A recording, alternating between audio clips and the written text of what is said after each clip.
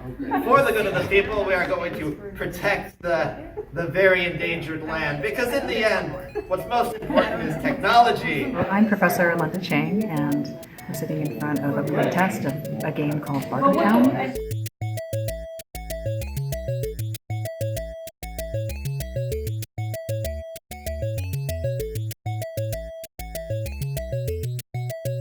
And this is part of a class that I'm teaching called Green Games, which looks at video games and analog games as media worthy of critical study, but also has a design element where the students will be creating their own games that communicate environmental information.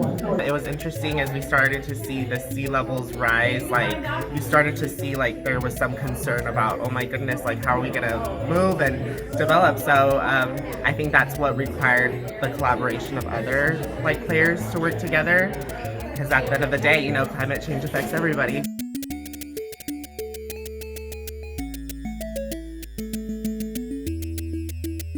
This was really fun, I have to say.